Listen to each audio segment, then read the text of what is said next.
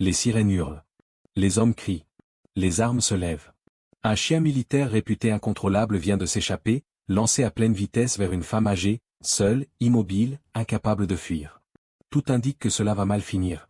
Une seconde de trop, et tout bascule. Mais au lieu de la peur, elle lève les yeux.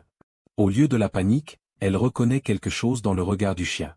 Ce que personne n'a vu depuis des années. Ce qui va, contre toute attente, changer de vie, et forcer tous les témoins à revoir ce qu'ils croyaient savoir sur la peur, la guérison, et la fin. Restez avec nous, car cette histoire incroyable vous laissera sans voix. Avant de commencer, n'oubliez pas de liker et de vous abonner. Et surtout, je suis curieux, d'où nous regardez-vous? Indiquez votre pays dans les commentaires. J'adore voir jusqu'où voyagent nos histoires. Les sirènes ont déchiré l'air avant même que quelqu'un comprenne vraiment ce qui se passait. Un son brutal, métallique, qui ne laissait place à aucune hésitation. Dans la cour du centre, les voix se sont élevées, courtes, pressées, désordonnées. Des portes ont claqué. Des pas ont frappé le béton. Les procédures prenaient le relais, froides, mécaniques, répétées des centaines de fois à l'entraînement, mais jamais dans un silence aussi lourd. Un chien s'était échappé. Pas n'importe lequel. Un de ceux dont on prononçait le nom à voix basse. Un animal dressé pour l'extrême, marqué par des années de mission que personne ici ne racontait vraiment. Un chien que l'on disait incontrôlable. Dangereux. Irrécupérable. Et maintenant, il courait, libre, tendu comme une flèche, traversant l'espace avec une précision qui glaçait le sang de ceux qui le voyaient approcher.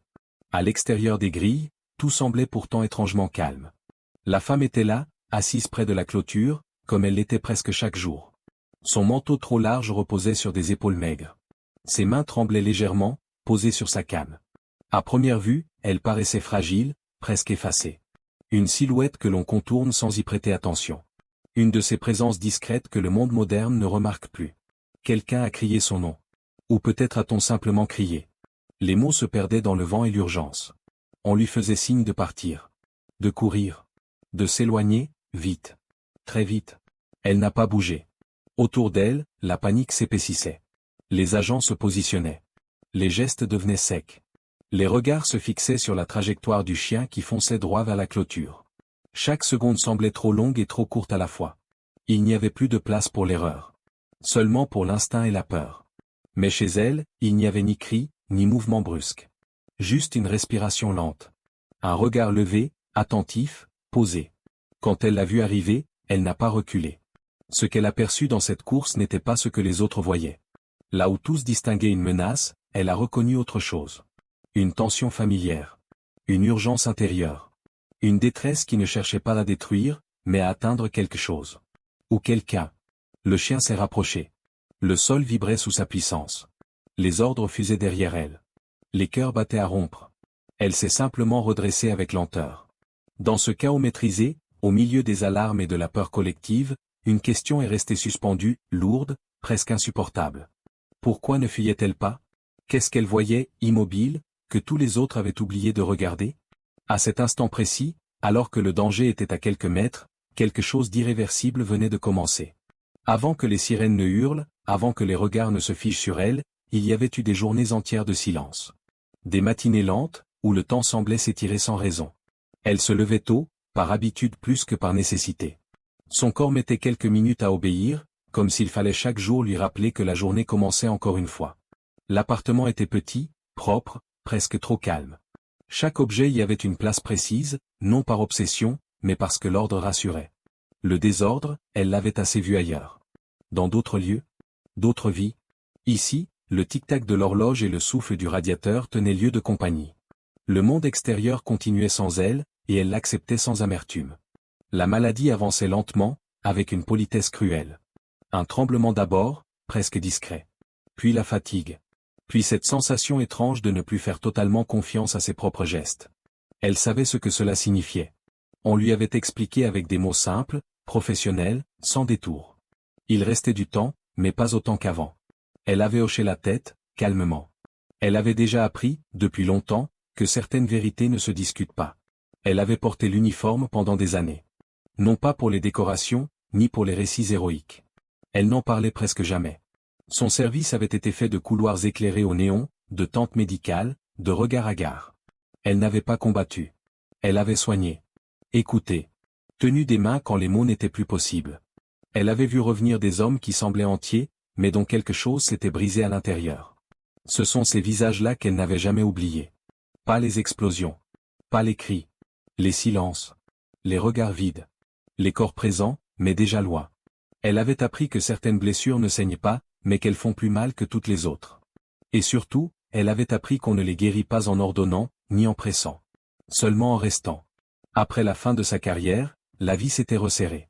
Un mari disparu trop tôt. Des enfants partis loin, aimants mais absorbés par leurs propres existences. Elle ne leur en voulait pas. Elle était fière d'eux, en silence. Elle n'attendait rien. Ni visites spectaculaires, ni grands adieux. Seulement la paix. Ses promenades quotidiennes étaient devenues un rituel. Un moyen de rappeler à son corps qu'il pouvait encore avancer. Le chemin longeait une enceinte grillagée, derrière laquelle s'entraînaient des chiens. Elle s'arrêtait parfois. Observait. Pas par curiosité, mais par reconnaissance. Elle savait ce que ces animaux donnaient. Et ce qu'on leur demandait. Assise sur son banc, elle ne cherchait pas à être vue. Elle regardait simplement. Avec ce regard que seuls possèdent ceux qui ont déjà accepté la fin sans cesser d'aimer la vie. Elle n'attendait rien de particulier. Elle ignorait encore que quelque chose, là-bas, derrière les grilles, la regardait aussi. Et que ce regard allait, sans bruit, donner un sens nouveau au temps qui lui restait. Pour ceux qui travaillaient au centre, il était devenu un problème à gérer. Un dossier épais. Un regard à éviter trop longtemps.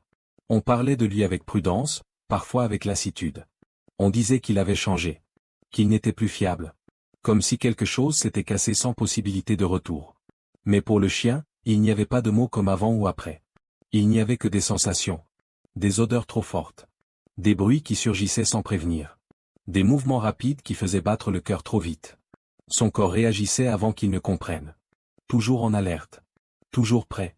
Comme s'il était encore là-bas, dans des lieux où dormir profondément signifiait mourir.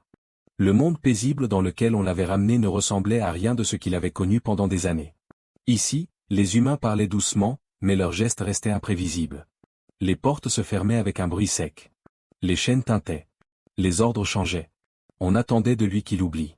Qu'il se calme. Qu'il redevienne ce qu'il était avant.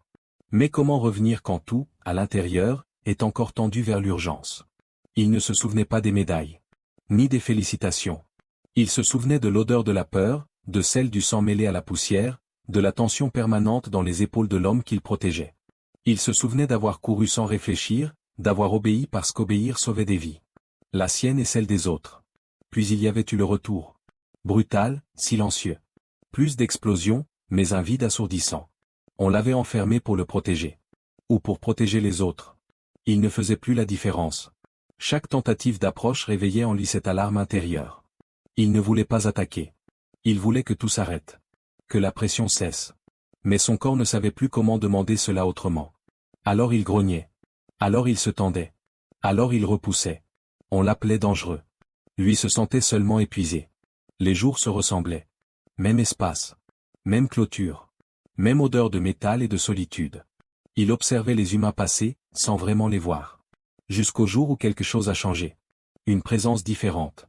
Calme. Posée. Qui ne demandait rien. Elle s'asseyait à distance. Sans fixer. Sans s'approcher. Son odeur était douce, presque familière. Pas celle de la peur. Pas celle de l'autorité. Quelque chose de plus ancien. De plus lent. Quand leurs regards se sont croisés pour la première fois, il n'a pas senti le besoin de se raidir. Il n'a pas ressenti cette urgence habituelle. Juste une attention. Une reconnaissance étrange. Comme lorsqu'on croise quelqu'un qui porte la même fatigue. Elle ne parlait pas. Elle restait. Et pour la première fois depuis longtemps, il n'avait pas envie de fuir, ni de se défendre. Seulement d'observer. De respirer un peu moins vite. Sans le savoir, sans le vouloir, il se reconnaissait déjà. Deux êtres ramenés d'un monde trop dur, tentant de comprendre comment vivre encore dans le silence d'après.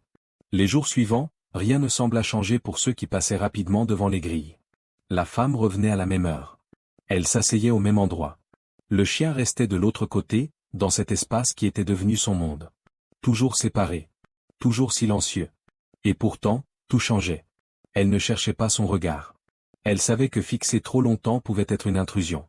Elle laissait ses yeux se poser doucement, puis se détourner, comme on le fait avec quelqu'un que l'on respecte. Elle respirait lentement.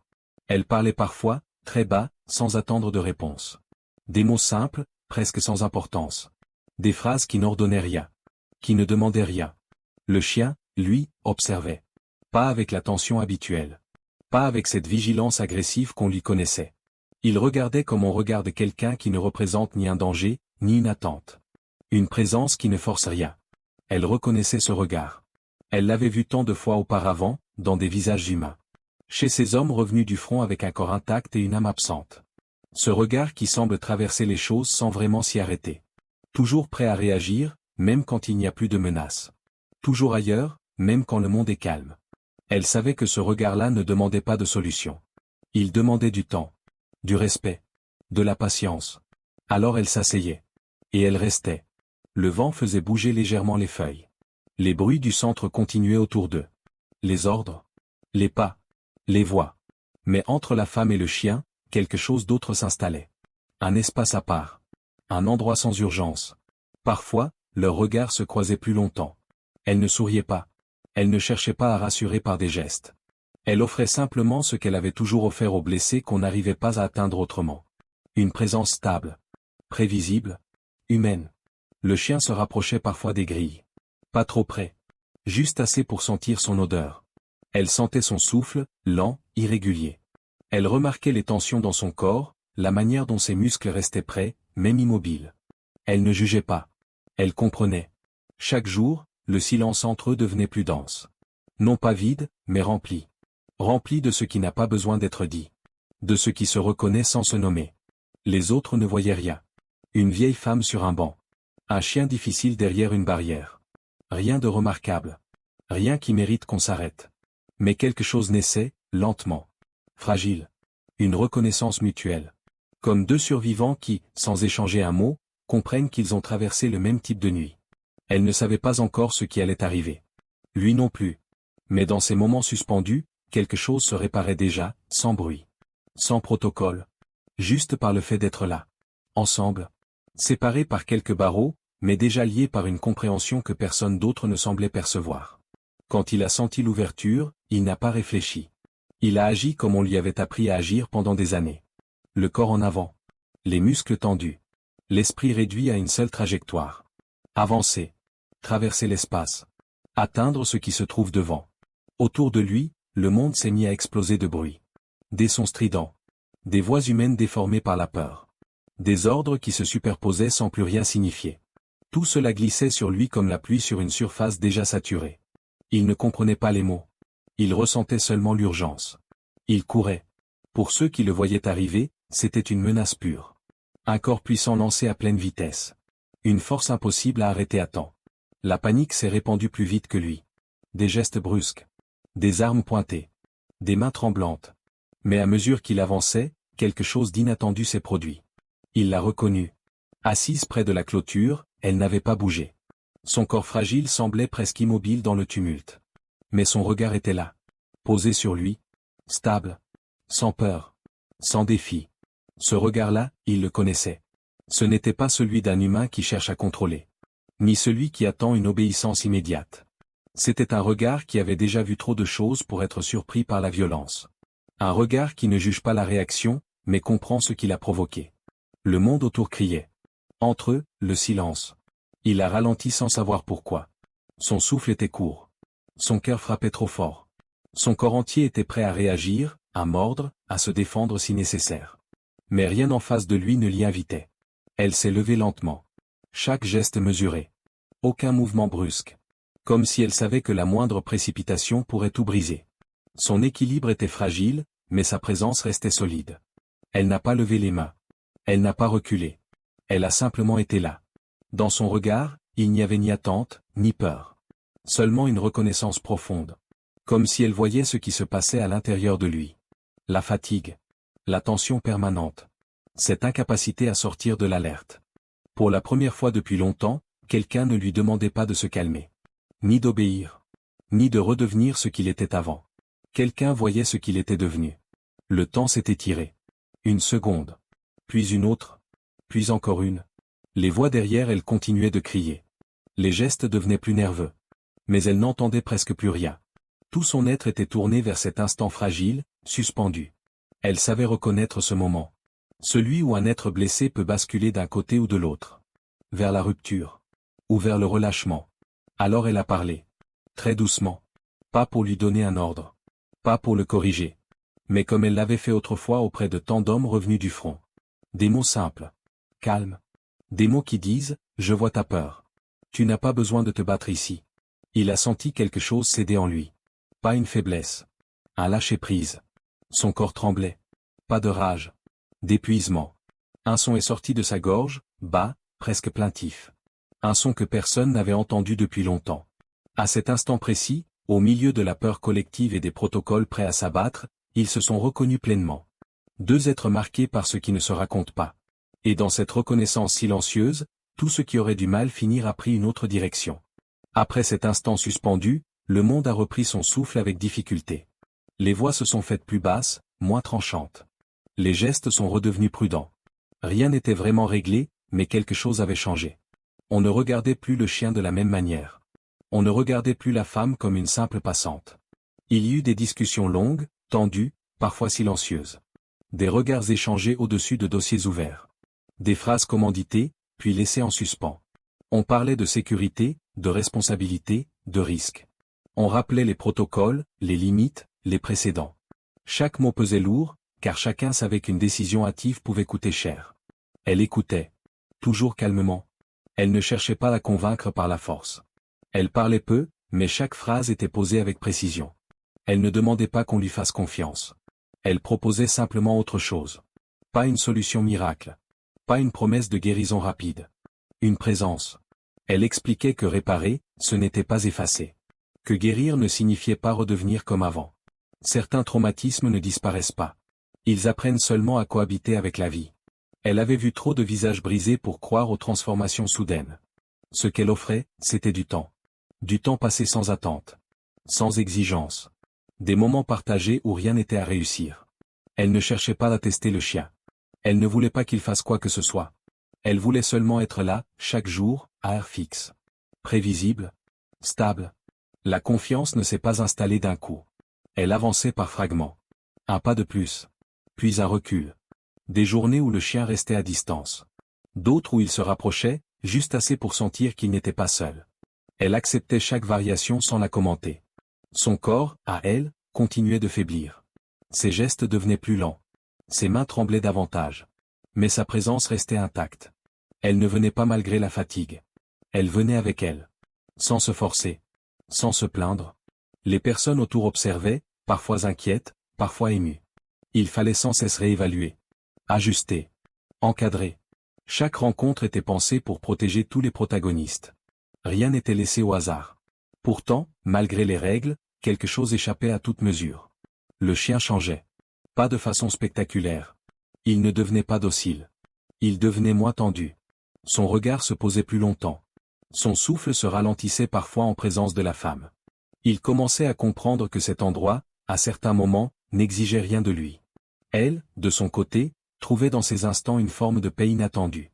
Non pas une illusion de guérison personnelle, mais un sens nouveau. Elle ne se battait plus contre ce qui venait. Elle accompagnait ce qui restait. Guérir n'était pas réparer ce qui avait été brisé. C'était apprendre à vivre avec les fissures, sans qu'elle dicte chaque geste. Et dans cette lente reconstruction, fragile et imparfaite, deux existences trouvaient, jour après jour, une manière plus douce d'avancer. Après la crise, le silence n'était plus le même. Il ne pesait plus seulement de peur, mais de réflexion. On parlait à voix basse, comme si élever le ton risquait de faire revenir ce qui venait à peine de s'apaiser. Les regards se croisaient, hésitants. Chacun mesurait ce qui aurait pu arriver, et ce qui, contre toute attente, ne s'était pas produit. Les décisions n'étaient pas simples. Il y avait des règles à respecter, des responsabilités à assumer, des risques impossibles à nier. On évoquait la sécurité, les précédents, la prudence. Certains proposaient la solution la plus rapide, la plus nette, celle qui ne laisse aucune place à l'imprévu. D'autres, plus silencieux, se souvenaient de ce qu'ils avaient vu ce jour-là, sans réussir à le formuler clairement. Elle écoutait sans interrompre. Assise légèrement à l'écart, le dos droit malgré la fatigue, elle laissait les mots circuler autour d'elle. Quand elle parlait, ce n'était jamais pour contredire, mais pour déplacer le regard. Elle expliquait que la maîtrise n'avait jamais guéri une âme blessée. Que supprimer un danger apparent ne faisait pas disparaître ce qu'il avait créé. Elle parlait de compréhension, non comme d'un concept abstrait, mais comme d'un engagement quotidien. Comprendre, c'était accepter de ne pas aller vite. De ne pas forcer. De rester présent même quand rien ne semble progresser. Elle savait que cela inquiétait. Que l'absence de résultats visibles donnait l'impression de ne rien faire. Mais elle avait appris autre chose au fil des années. Que le soin véritable se joue souvent dans ce qui échappe au bilan et aux chiffres. Dans la régularité. Dans la constance. Dans cette promesse silencieuse qui dit « Je serai là demain aussi ». Alors elle revenait. Toujours à la même heure. Toujours de la même manière. Ni plus confiante, ni plus exigeante. Sa présence devenait un repère. Un point fixe dans un monde qui, pour le chien, avait longtemps été imprévisible. Elle ne cherchait pas à l'approcher davantage. Elle ne célébrait pas les progrès. Elle laissait les choses se faire à leur rythme. Il y avait des jours de recul. Des instants où le chien se refermait à nouveau. Elle ne s'en étonnait pas. Elle savait que la guérison n'est jamais linéaire. Que la mémoire du danger revient parfois sans prévenir. Elle restait malgré tout. Sans reproche. Sans déception visible. Autour d'eux, les regards changeaient lentement. La peur laissait place à une vigilance différente. Moins rigide. Plus attentive. On observait sans intervenir. On apprenait à attendre. À accepter que certaines blessures demandent autre chose qu'une solution immédiate. Son corps, à elle, continuait de décliner. La lenteur s'installait dans ses gestes, dans sa voix. Mais chaque matin, elle faisait le choix de venir. Non par devoir, mais par cohérence. Parce que ce lien fragile donnait du sens à ce qui lui restait. Guérir, comprenait-il peu à peu, n'était pas réparer une machine défectueuse. C'était accompagner un être vivant dans ce qu'il est devenu. Et parfois, ce choix, plus humain que raisonnable, était le plus difficile à assumer. Avec le temps, son corps a commencé à lui rappeler plus souvent ses limites.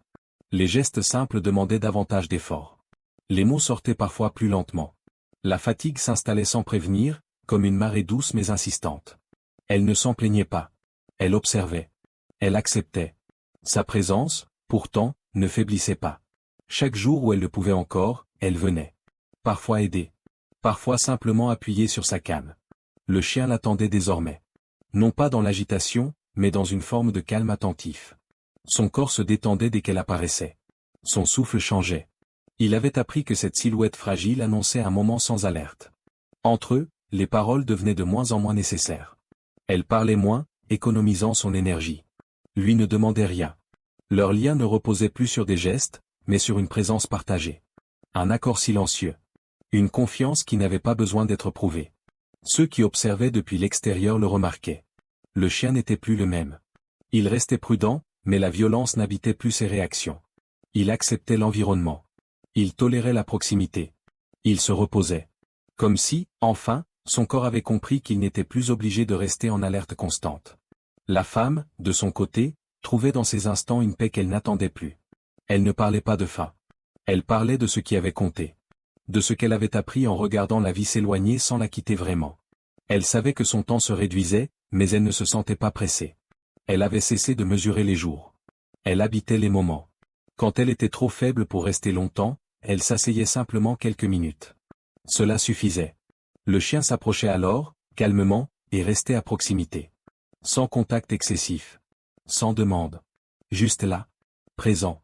Ce lien, discret mais profond, n'échappait plus à personne. Il obligeait à revoir certaines certitudes. À admettre que la guérison pouvait venir d'un endroit inattendu. Que la patience, souvent négligée, pouvait transformer plus durablement que la contrainte. Elle savait qu'elle ne serait pas là éternellement. Elle n'en parlait pas au chien. Elle n'en parlait presque à personne. Mais elle veillait à transmettre autrement. Par l'exemple. Par la constance. Par cette manière d'être qui disait que même quand le corps lâche, il reste quelque chose à offrir. Lorsqu'elle s'absentait plusieurs jours, le chien ne s'agitait pas. Il attendait. Comme s'il avait compris que l'attente faisait partie du lien. Et lorsqu'elle revenait, même brièvement, quelque chose se réajustait en lui. Elle ne laissait pas derrière elle un miracle spectaculaire. Elle laissait un changement réel. Un animal plus apaisé. Des regards humains transformés. Une preuve silencieuse que la fin de vie n'est pas seulement une perte, mais parfois un passage. Ce qui restait, quand son corps s'en allait peu à peu, ce n'était pas l'absence. C'était une trace. Une manière d'avoir été là. Jusqu'au bout. Après son départ, le lieu n'a pas retrouvé exactement son ancien rythme. Quelque chose y flottait encore, difficile à nommer. Une attention différente. Une retenue nouvelle dans les gestes. Le chien, lui, n'a pas disparu avec elle. Il est resté. Présent autrement. Il n'était plus cet être tendu que l'on craignait à distance. Il n'était pas devenu parfait, ni docile à l'excès. Il avait trouvé une place. Une place qui respectait ce qu'il avait traversé. On avait compris qu'il ne fallait plus lui demander d'oublier, mais d'exister autrement. Les routines avaient changé. Les approches aussi. On parlait davantage de rythme, de signaux, de respect. Moins de domination. Plus d'écoute. Ce changement ne venait pas d'un protocole révolutionnaire. Il venait d'un regard. D'un regard qui avait appris à voir la blessure derrière la réaction. Et ce regard, même absent, continuait d'agir. Ceux qui travaillaient là s'en rendaient compte. Dans leur manière de parler. Dans leur manière d'attendre. La peur n'avait pas disparu, mais elle n'était plus seule à guider les décisions. On avait appris que la sécurité ne naît pas toujours de la force, mais parfois de la compréhension profonde de ce qui fait mal. La femme n'était plus là pour s'asseoir près de la clôture. Le banc restait vide certains jours. Pourtant, ceux qui passaient sentaient encore sa présence. Pas comme un souvenir lourd, mais comme une invitation silencieuse. Celle de ralentir. D'observer. De ne pas juger trop vite. Le chien, lui, avait gardé quelque chose d'elle. Une capacité nouvelle à se poser. À faire confiance par fragments. Il avait offert, à sa manière, cette paix retrouvée à d'autres moments, à d'autres êtres. Sans discours. Sans démonstration. Simplement par sa présence calme. Cette histoire n'a rien d'extraordinaire, et c'est précisément pour cela qu'elle compte. Elle ne parle pas de héros invincibles. Elle parle de fragilité. De finitude. De ce qui se transmet quand on accepte de rester humain jusqu'au bout. Elle rappelle que comprendre ne signifie pas excuser, mais reconnaître ce qui souffre.